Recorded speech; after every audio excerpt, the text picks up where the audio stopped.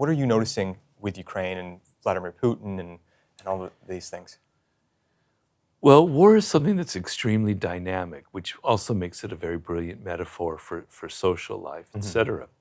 And what I mean by that, there was a great book, I can't remember if it's one of Edward Luttwak's books, but it's about how in warfare the dynamic is one side develops some great strategy, some great based on technology or some creative thing. The enemy now learns from that and develops a counter strategy, which is even more powerful. Then somebody learns from that counter strategy and creates a counter on a spiraling effect upward, okay? So there's never any kind of staticness in warfare, which is its brilliance, right?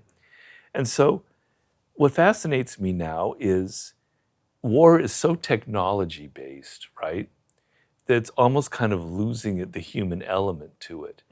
But one of the great conflicts in modern times was the Vietnam War, where an incredibly powerful military, the United States military, lost and was humiliated by an army that was basically using things from the 19th century or early 20th century. How could that happen? Well, because strategy outdid technology, that strategy is more important than technology in so many ways. Here we are in 2022, and people who are much wiser than I am about what's going on in warfare have written about this. But the whole idea of like tank warfare and heavy armory and that kind of thing is almost becoming obsolete because of the amazing anti-tank weaponry that has been developed that can pierce through any kind of metal, through anything, and basically render it, neutralize it completely, right? So it's destroying a kind of a paradigm of warfare that has existed with Desert Storm, et cetera, with the Soviets had used and then also new rockets that can actually hit ships at sea, very long range, et cetera, and anti-aircraft weaponry, which has grown incredibly powerful, is neutralizing some of the most powerful pieces of technology. So how do you deal with that? And strategists are now trying to figure out, what the way around it or how to utilize that. Well, Putin is someone, as I talk about in that video, is someone who is obsessed with control, right? He hates chaos. He's a KGB, product of the KGB. He hates any kind of social chaos.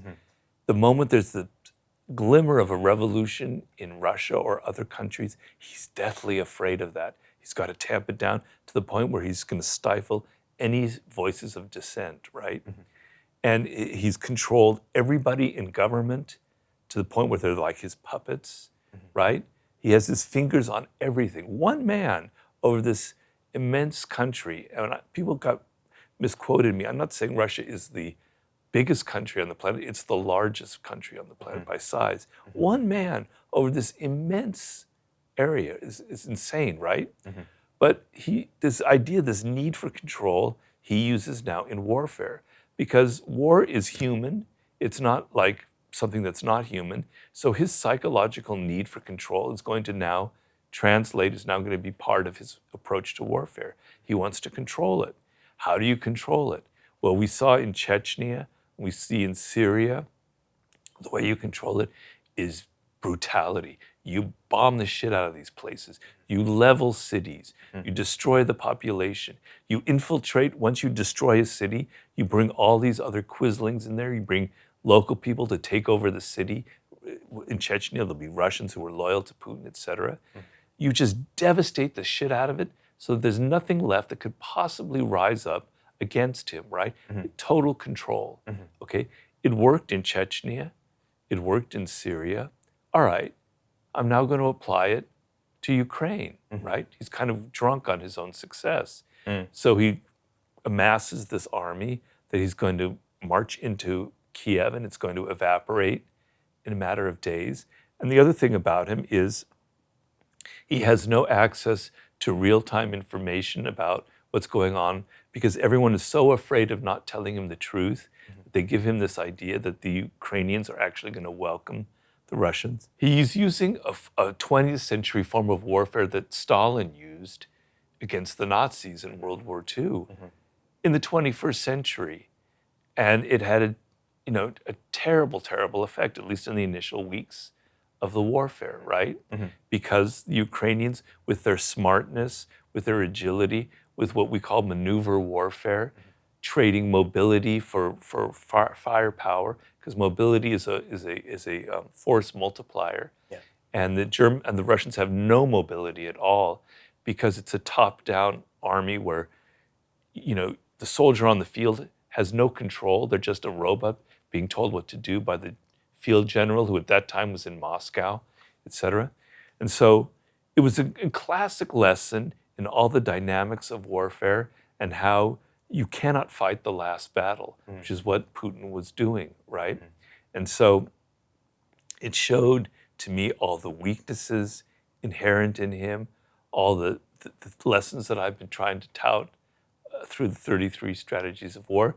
And it brought back to mind the whole thing about Napoleon Bonaparte. Napoleon, I'm glad you put the book up there. Thank you. You're welcome. Napoleon, for better or worse, I think he's an amazing person to study, is perhaps the greatest strategic mind that ever existed. I call him the Mozart of warfare, right? And what happened with Napoleon was warfare had become very static under like Frederick the Great and the Prussians, right? Just marching in a giant army, incredibly disciplined. They were all like robots in these formations that would overpower the enemy. And he won battle after battle. And Napoleon goes, I'm going to fight a totally new way. I'm going to use what the French Revolution has given me, a citizen army of millions. I'm going to break them up into smaller divisions. I'm going to give them field commanders, field general, lieutenants, who are going to have control over the battle. They don't have to wait for me to tell them what to do. I'm going to give them a mission statement, right, to tell them what we're trying to accomplish. In real time, they can see what the enemy is doing and they can react, knowing my form of warfare. He's going to give up control. He's going to let other people decide. He's going to use chaos to his advantage. He's going to be a master of what's happening on the battlefield in real time. He's going to listen to what soldiers tell him. What a brilliant invention. And for 10 years, he was the supreme master of warfare. Yeah. And then what happens? The Germans, who were humiliated by him, the Prussians, a man named Carl von Clausewitz, who wrote one of the greatest books on warfare, is one of their leading strategists. He says, we're going to learn from Napoleon and we're going to use it for the German army, and we're going to make it even better. Okay, Putin is now the Prussians. He's now Frederick the Great. And the Ukrainians, they're not of the level of Napoleon, but they're kind of using more of that Napoleonic form of warfare. And the pressure is always to go back to the past, to fight what you know, to try and use overwhelming force and technology to overpower an enemy, and it never works. An idea is stronger than all of the artillery in the world. Morale is more powerful than all of the artillery in the world. When you're motivated to fight, and you compare the morale of the average Ukrainian soldier with the average Russian soldier, it's like 20-1 there. The Russians are demoralized. They're paid poorly. They're fed poorly. They hate it. They don't know why they're there. The Ukrainians are fighting for their wives, their children, their families, their land. So it's got so many lessons. It's about what I wrote about that I'm absolutely fascinated by. But also, I have a personal element in that I was in Ukraine a couple years ago. I have friends there. It's a wonderful country on the rise. The young people are fantastic. They're full of energy. They're very much into technology, and they're trying to create a new world there. To me, it was more exciting than anything going on in the United States. I was genuinely excited about their future. So to me, to feel the boot of Putin on them stamping out their experiment seems so depressing. Makes me so angry, so upset that I am trying to do whatever I can to help them. And I ask people to keep sending the money and to not lose interest in this very key battle. Yes, and we'll put links in the description to those things that you've shared on your previous video about this as well. Okay.